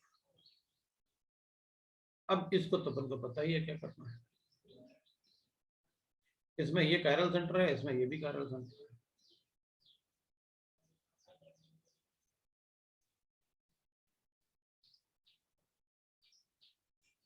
Optically active, no पास कर। इसमें अपन कहेंगे देख भाई दोनों OH डिफरेंट है, ठीक, एक में 16 है, एक में 18 है, और दोनों सिर्फ जो ऑक्सीजन है वो भी डिफरेंट है, क्योंकि एक 16 है और एक 18 है। ये भी ऑप्टिकली एक्टिव। आइसोटोप यूज करूंगा तो ठीक है, ऑप्टिकल एक्टिविटी का जो वैल्यू होगा वो काफी छोटा आएगा, लेकिन ऑप्टिकली एक्टिव तो है। इसमें प्लेन ऑफ सिमेट्री है भाई, इसमें कायरल सेंटर तो है, एक हाइड्रोजन हो गया, एक CH3 है, एक हाइड्रोजन है, एक CH2 है और एक CH है। तो कायरल सेंटर तो है, लेकिन प्रॉब्लम ये है कि इसमें प्लेन ऑफ सिमेट्री है।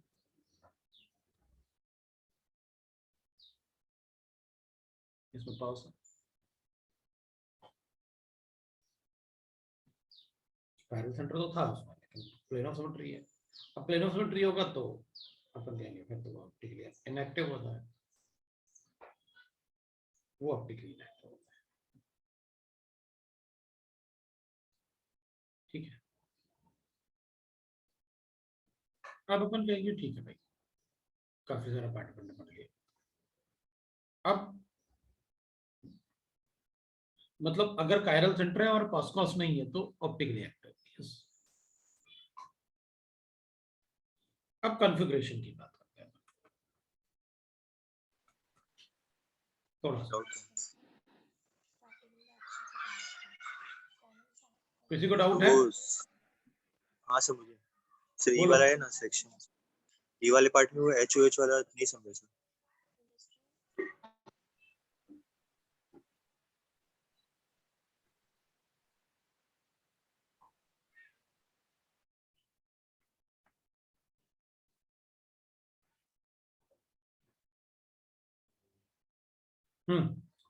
ये कायरल सेंटर है, 4 डिफरेंट ग्रुप अटैच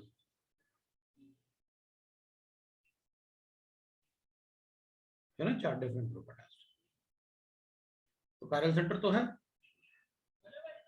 अब पासकॉस चेक करते हैं।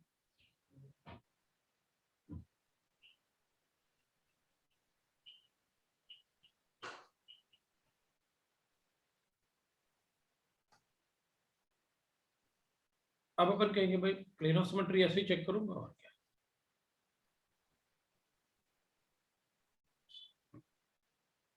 तो इधर वाले पार्ट का इधर मिरर इमेज होना चाहिए। तो मिरर इमेज में भाई ये कैसे बनेगा? इसका हाथ इधर है तो इधर थोड़ी दिखेगा, दूसरी तरफ इधर ही दिखना चाहिए था उसका हाथ। बोलो, अगर उसका हाथ इधर है तो इधर ही दिखना चाहिए ना, तभी तो प्लेन ऑफ सिमेट्री होगा। एग्जैक्टली होता ना मिरर इमेजेस। समझा फिर सर। मान लो ये तुम्हारा सिर है तो, और ये तुम्हारे पैर हैं, तो ऐसे थोड़ी होगा कि मिरर के सामने खड़े होगे तो पैर ऊपर दिखेंगे और सिर नीचे दिखेंगे। सिर ही ऊपर दिखेगा ना, मिरर मिरर के सामने खड़े होगे तो जहां सिर होगा वहीं सिर होना चाहिए ना। समझ में आया?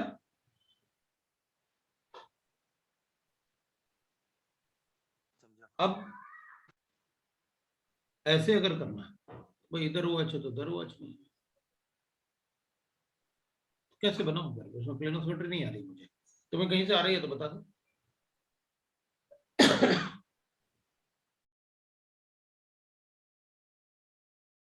आ रहा है कहीं से प्लेन ऑफ सिमेट्री तो मुझे ही बताओ। ये सेंटर ऑफ सिमेट्री आ रहा है तो भी बताओ, बोलो।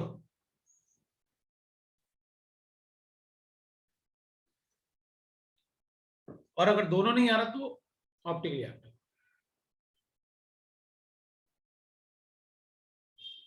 ये है भाई,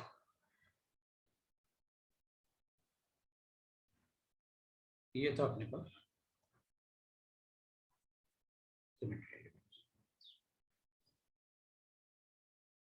अब कॉन्फ़िगरेशन में क्या होता है, एक होता है वेज डैश,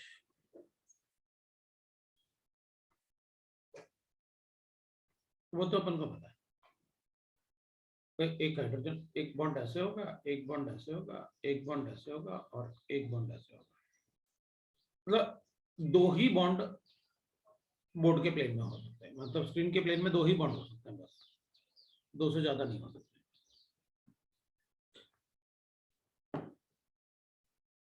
वेज का मतलब जो बाहर की तरफ और डैश का मतलब जो अंदर की तरफ,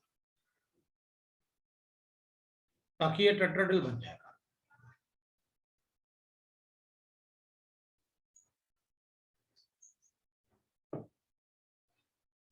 दूसरा होता है फिशर प्रोजेक्शन।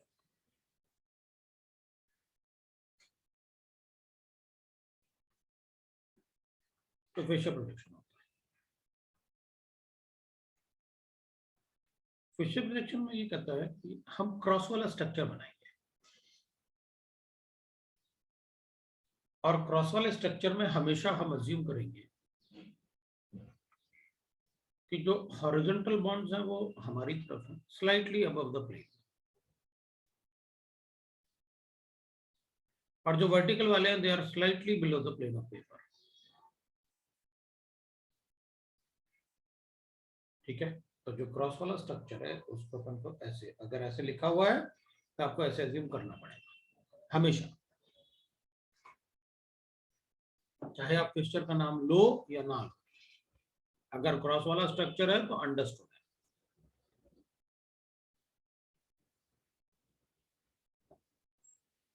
पूरे केमिस्ट्री में अगर क्रॉस वाला स्ट्रक्चर बना तो अंडरस्टूड है कि ऐसे अज्यूम करना है। अब इधर मोस्ट ऑक्सीडाइज्ड ग्रुप होता है,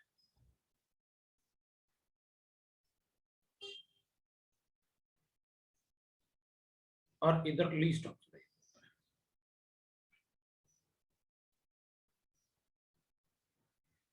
LHS और RHS में किसी एक तरफ तो हाइड्रोजन एटम होना कंपल्सरी, ये LHS साइड है और ये RHS साइड है, तो इन दोनों में से किसी एक तरफ हाइड्रोजन एटम होना कंपल्सरी है। So on LHS or RHS,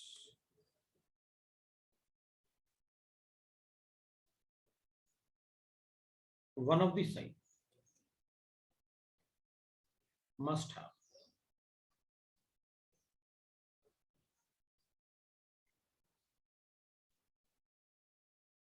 hydrogen atom. तो या तो इधर हाइड्रोजन एटम हो या इधर हाइड्रोजन एटम। सो अगर मान लो इधर हाइड्रोजन है और कोई ग्रुप इधर है अदर देन हाइड्रोजन, तो ये डीकॉन्फिगरेशन है। और अगर मान लो राइट हैंड साइड में हाइड्रोजन है और लेफ्ट हैंड साइड में ग्रुप है, तो फिर ये एल कॉन्फिगरेशन।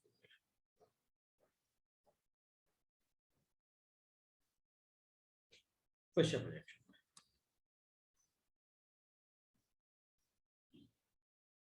इधर तो मोस्ट ऑक्सीडाइज्ड और इधर लीस्ट ऑक्सीडाइज्ड, वो अपन के पास।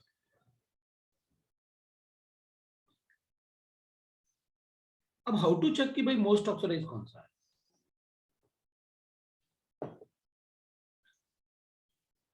तो अपन क्या करेंगे, आपको जो मॉलिक्यूल गिवन है ना उसमें IUPAC नंबरिंग लिख लो,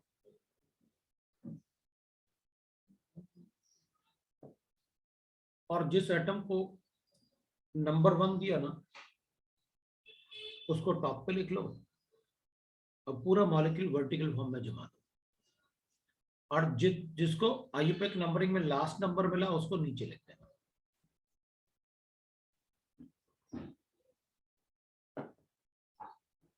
तो फिर ये भूल जाओ मोस्ट ऑक्सीडाइज्ड और लीस्ट ऑक्सीडाइज्ड, हाँ भूल जाओ,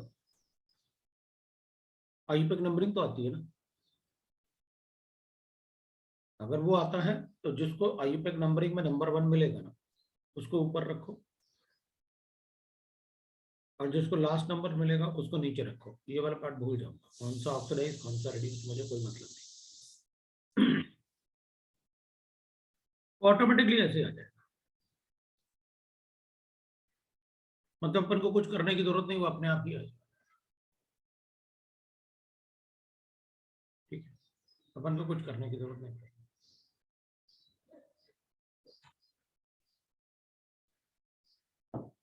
ठीक है, तो चलो आईयूपैक नंबरिंग लिख लेते हैं। अब एग्जाम्पल ले लेते हैं। जब आईयूपैक नंबरिंग ही लिखनी है तो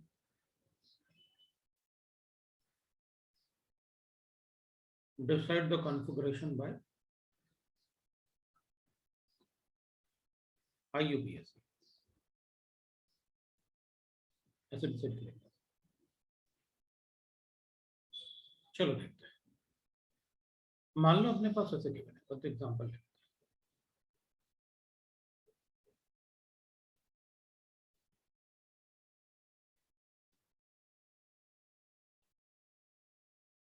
तो अपन सबका पता है आईयूपैक नंबरिंग करूंगा तो ऐसे करूंगा, इसको 1 लिखना पड़ेगा, ये OH है, इसको 1, इसको 2, इसको 3,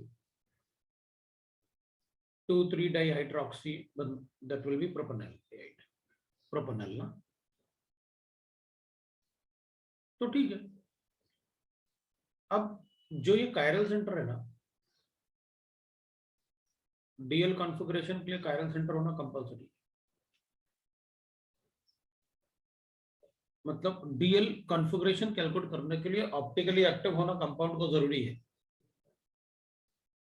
तो ऐसे नहीं कि फिशर प्रोजेक्शन कहीं भी बताने लगे अपन, चलो भाई हो गया कहीं भी किसी मॉलिक्यूल को ना, मॉलिक्यूल में कम से कम एक कायरल सेंटर होना कंपलसरी है, तभी बताएंगे अपन, नहीं तो नहीं बताएंगे। अब इधर हॉरिजॉन्टल पे अगर अपन चेक करेंगे तो OH on the right hand side, ठीक है, तो ये डी आई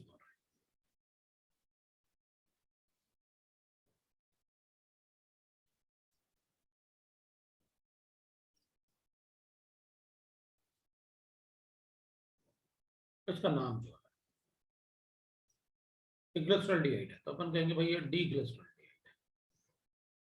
अगर इसका मिरर इमेज बनाऊं तो भाई मिरर इमेज हमेशा डी का मिरर इमेज हमेशा एल होगा, और एल और डी आपस में मिरर इमेजेस होते हैं।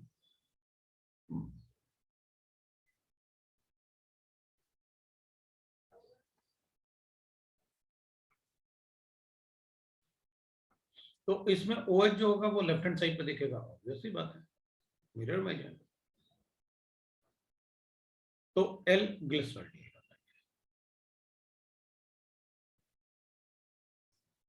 तो अपन कहेंगे सर कोई मतलब ऑप्टिकली वगैरह एक्टिव वगैरह चेक नहीं करना अपन को, कि मतलब ये एक्सपेरिमेंटली कुछ ऐसे नहीं,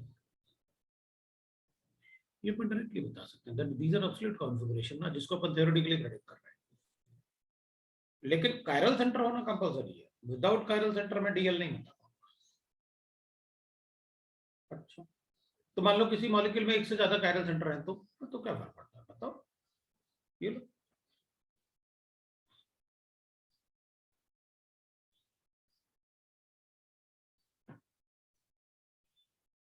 हाइड्रोजन होना कंपलसरी है हॉरिजॉन्टल पे।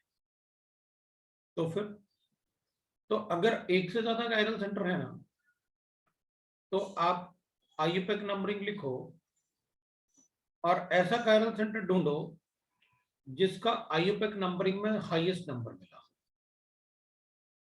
The chiral centre with highest number in IUPAC numbering, अब ये थोड़ी कायरल सेंटर होगा, इसमें तो 2 हाइड्रोजन है। सो आईयूपैक नंबरिंग में जिस कायरल सेंटर को हाईएस्ट नंबर मिलेगा उसके रिस्पेक्ट में डीएल बताएंगे। तो मैं इसको लिख सकता हूं दैट इज डी आई,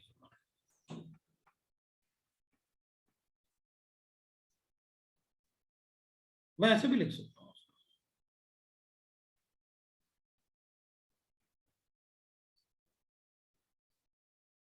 लेकिन अगर मुझे सिर्फ डीएल बताना है तो मैं इससे बताऊंगा, और अगर आप सारे कायरल सेंटर पे पूछोगे तो सभी बता दूंगा, कोई प्रॉब्लम नहीं, आपकी मर्जी, आप जितने चाहे लिखो।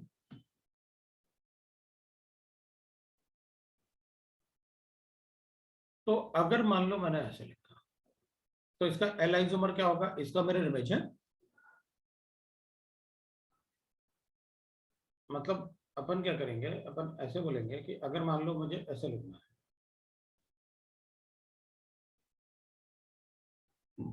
मैंने ऐसे लिखा,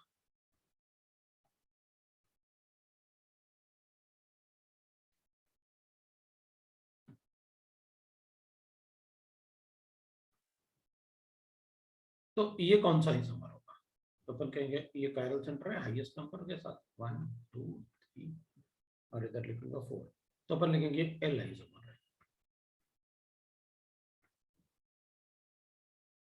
लेकिन ये इसका मिरर इमेज नहीं है, ये अलग है, ये अलग है, ये मॉलिक्यूल दोनों अलग अलग है। They are not same. IUPAC name में भी सेम, लेकिन IUPAC नेम विदाउट कॉन्फ़िगरेशंस। इसको मैं ऐसे लिखूंगा, दे डिफरेंट,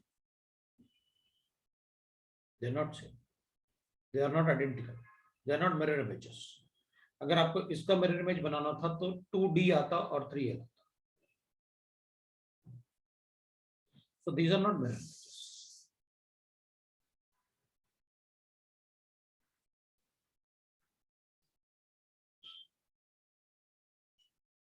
अगर अपन ऐसे लिखते हैं,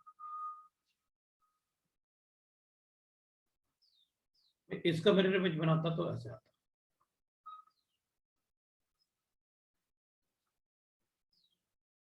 तो मैं 1 2 3 4 लिखता, तो इधर तो ये एल आइसोमर तो होता,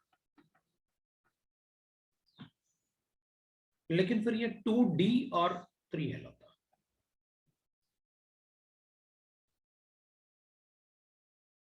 Now these two are mirror images. Mirror images.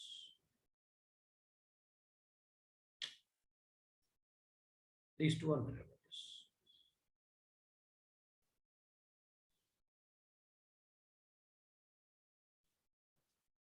These two are not mirror images. They are different. तो मुझे गिवन था कि भाई find out the DL configuration, बस मुझे ऐसे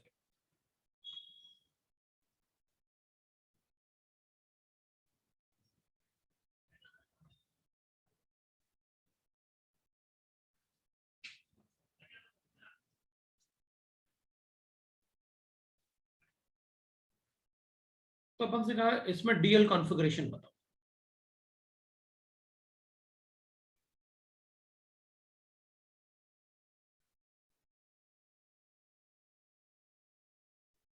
तो क्या बोलेंगे,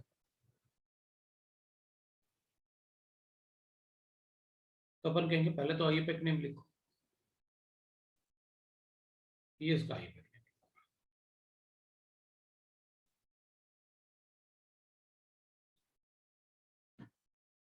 बॉटम से क्यों, क्योंकि लोएस्ट सम सेम आ रहा था, मुझे अल्फाबेटिकल ऑर्डर में नंबरिंग करना पड़ा,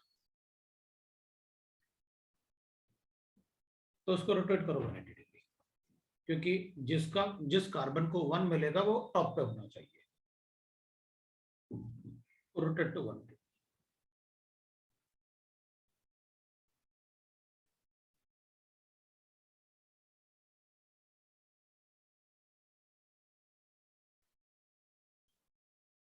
तो इधर CH2OH होगा, नीचे भी CH2OH होगा। अब ऐसे रोटेट किया ना आपने 180 डिग्री, क्योंकि किसी भी मॉलिक्यूल को अपन उसी प्लेन में कितना भी रोटेट कर सकते हैं, तो फिर अपन कहेंगे H इधर आ जाएंगे और Br ऊपर आ जाएगा, Cl नीचे आ जाएगा। अब नंबरिंग होगा तो ऐसे होगा, this is the chiral centre, ये LHS पे, तो दिस इज L आइसोमर। मैं यहां पर भी डायरेक्टली लिख सकता था L आइसोमर,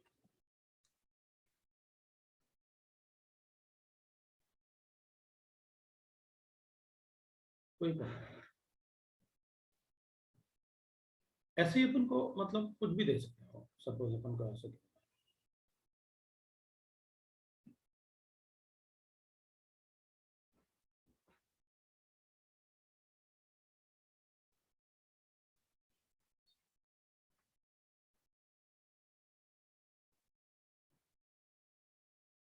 अब इसमें तो अपन कहेंगे नंबरिंग तो सर आप कहीं भी से भी कर सकते हो, इसमें तो कोई प्रॉब्लम ही नहीं है, नंबरिंग तो कहीं से भी कर सकता हूं। तो फिर क्योंकि यहां से करोगे तो भी वही होगा और वहां से करोगे तब भी वही होगा। तो जैसे पेपर पे गिवन है ना अपन को, अपन रोटेट नहीं करने वाले, नंबरिंग यहाँ से भी वही होगा वहां से भी वही होगा। मतलब अगर अपने पास ऐसे गिवन है कोई, भाई अपने पास ये OH है, OH है, H है, इधर OH है, H है, तो इसमें अपन रोटेट रोटेट नहीं करने वाले, क्योंकि इसमें तो आप यहाँ से करोगे तो भी नंबरिंग सही है, ऊपर से करोगे तो भी नंबरिंग सही है। तो जैसे बना है उसी में बताऊंगा, इसमें सही नहीं थी इसलिए रोटेट किया।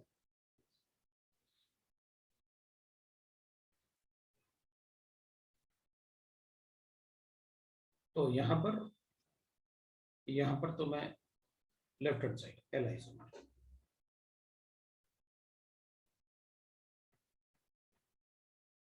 ये LI से,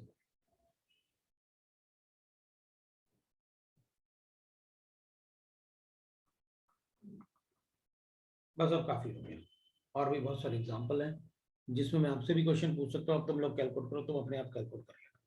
मिले तो आप बस IUPAC नंबरिंग का ध्यान रखना, बाकी कोई प्रॉब्लम नहीं। मतलब सीधी सीधी बात है, हॉरिजॉन्टल वाले हमारी तरफ, वर्टिकल वाले हमसे दूर। और कैसे लिखा जाता है IUPAC नंबरिंग से बताते हैं, ऐसे नहीं बताते देखते ही बता दिया कि भाई क्या है, नहीं। पहले IUPAC नंबरिंग चेक करो, अगर IUPAC नंबरिंग बॉटम से शुरू हो रहा है तो मॉलिक्यूल को 180 रोटेट करो, उसके बाद बताना।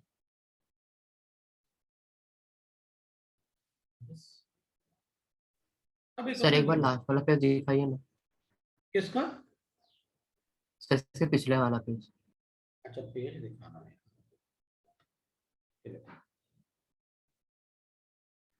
हाँ सर हो गया। ठीक है। सर वो अब ना आपने अल्फाबेटिकली किया था, नंबरिंग की थी। ये वाली ना, हाँ सर। हाँ हाँ, ओके सर। ना अब ऐसे मैं भी यही चाहता हूँ कि तुम लोग ना पूछ लो, तो पूछने से क्या होगा कि मेरा काम कम हो जाएगा, पता नहीं, वरना क्या होगा कि मुझे ज्यादा लिखना पड़ेगा। और तुम लोग क्या करोगे ना, अपने आप जैसे इधर अल्फाबेटिकल ऑर्डर में पूरा सेंटेंस लिखूंगा, तुम अपना हिंदी इंग्लिश जो मर्जी चाहे लिख लो, मराठी वराठी जो भी लिखना है आपको। जैसे हमने तो लिख लिया सर, आप चिंता मत करो, आप बस सीधी सीधी बात बता दो मुझे। तो ऐसे अगर तुम लोग बोलते रहोगे ना, तो मुझे लगेगा हाँ यार ठीक है, तुम लोग अपने आप लिख रहे होगे कि भाई हमको करना क्या है, को बहुत ज्यादा लिखने की जरूरत है। भाई हमसे जैसे क्वेश्चन आएगा, क्वेश्चन में थोड़ी पूछेंगे कि बताओ DL कॉन्फ़िगरेशन क्या है, DL नहीं पूछने वाले, मुझे यूज करना पड़ेगा कहीं कहीं कि DL कॉन्फ़िगरेशन कैसे यूज करता है ना। इसलिए तुम लोग जैसे पूछते रहना है ऐसे कि भाई जो अच्छा ऐसे, क्योंकि मैं तो टू द पॉइंट बात कर रहा हूँ, जहां तुम गलती करो उससे अपने क्वेश्चन सॉल्व हो जाएंगे बस। अब एक थर्ड प्रोजेक्शन होगा, न्यूमैन प्रोजेक्शन।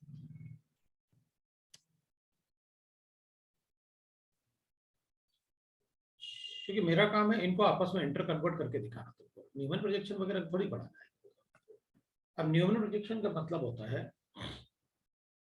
कि अपन क्या करेंगे, जैसे एक सर्कल बनाते हैं, अब उसमें एक तो अपन एक्लिप्स फॉर्म बनाते हैं, फुल एक्लिप्स, सबको आइडिया है क्या होगा, ABC 3 ग्रुप बन गए और एक अपन ऐसे DE और F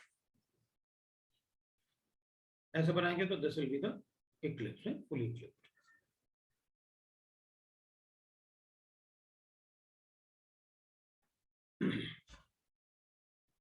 और दूसरा अपन को पता है कि भाई आप स्टैगर्ड बनाओगे, द स्टैगर्ड कन्फर्मेशन, ABC को वैसे ही रखते हैं, और स्टैगर्ड का मतलब है कि भाई इसको अपन ऐसे कर देते हैं, मतलब इसको 180 रोटेट करोगे तो स्टैगर्ड बनेगा। किसी भी कन्फर्मर ना, इनको कहते हैं अपन कन्फर्मर्स, उसको 180 रोटेट करोगे ना तो अपन को बोलेगा स्टैगर्ड। तो 180 रोटेट किया अपन को स्टैगर्ड, ये स्टैगर्ड। अब जो फुली क्लिप्ड फॉर्म होता है ना, this by default is in Fischer projection.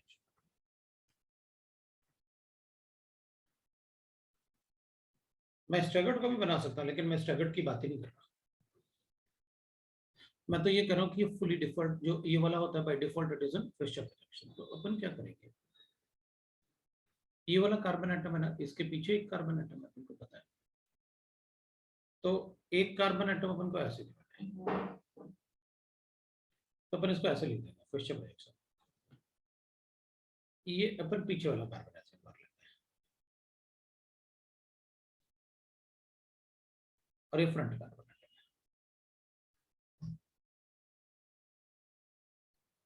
तो अपन क्या करेंगे, जैसे पीछे वाले कार्बन एटम में क्या है, डी वाला ऊपर है, एफ वाला राइट में है, और ई वाला लेफ्ट में है, कर दिया। तो इसको जब अपन नीचे लेके आएंगे ना इसको, तो ए वाला नीचे आ जाएगा, वो डी के साथ ना, ए वाला नीचे आ गया, सी वाला राइट हैंड साइड में है, और बी वाला इधर है। तो अपन बनाते भी तो ऐसे ही है, जैसे अपन लिखे हुआ है कि भाई डी और ए दोनों एक ही तरफ होते हैं, तो अपन बनाते हैं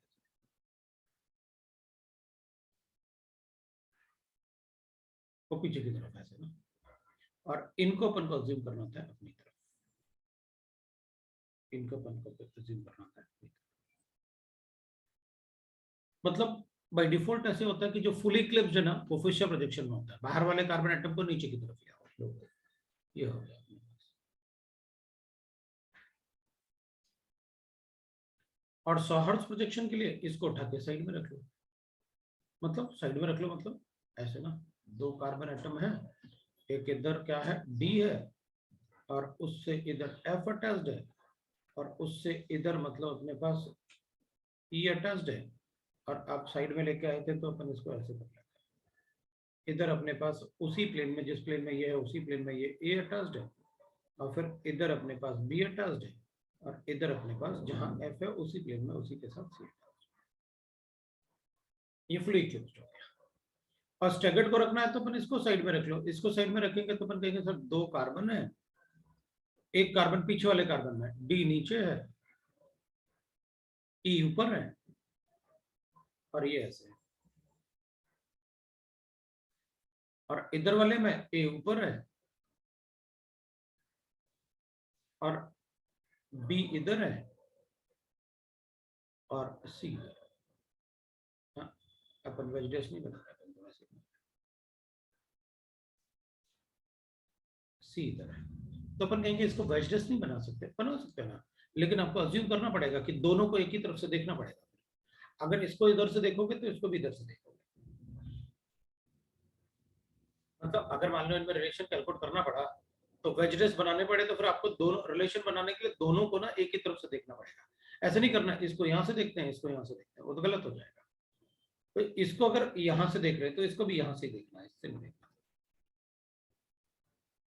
जब यहां से देखोगे तो ये अपनी तरफ देख रहे होंगे, तो इसको वेज में बना दूंगा और इनको डैश में बना दूंगा, कौन से दूर होंगे ना इधर से देखेंगे, तो ये डैश में आ जाएंगे और ये वेज में आएंगे,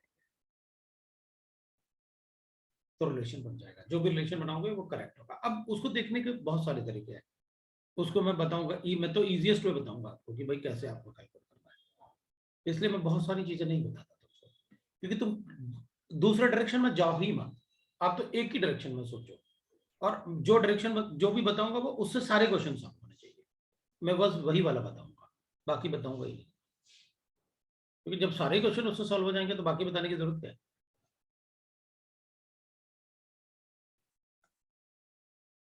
तो अपन ऐसे, अब भाई यहीं रुक जाते हैं क्योंकि अपने प्रोजेक्शन तो हो गए, इनको बोलते हैं अपन सॉहर्ट्ज प्रोजेक्शन। प्रोजेक्शन ठीक है, तो अब ये प्रोजेक्शन के मैं इंटर कन्वर्जन भी बताऊंगा आपको, इसको इसमें कन्वर्ट करना है, इसको इसमें कन्वर्ट करना है, इसको इसमें कन्वर्ट करना है, वो तो बड़े इजी होते हैं, उसमें कोई प्रॉब्लम नहीं। नेक्स्ट टाइम अपन शुरू करेंगे अब इनइंशोमेरस, तो इसके इनइंशोमस मतलब नेक्स्ट टाइम अपना स्टीरियोकेमिस्ट्री खत्म हो जाएगा, अगर अपन को 2 क्लास मिला तो स्टीरियोकेमिस्ट्री खत्म, फिर प्रैक्टिस करने पड़ेंगे खूब सारे क्वेश्चंस, तो अपन को कम से कम 1 क्लास में 1-1.5 क्लास तो अपन पूरा प्रैक्टिस में ही लगा देंगे, क्योंकि फिर ये स्टीरियोकेमिस्ट्री पूरे ऑर्गेनिक केमिस्ट्री में चलता रहेगा। अब बस आज के लिए ठीक है, तो आज के लिए बस हो गई भाई, चलो।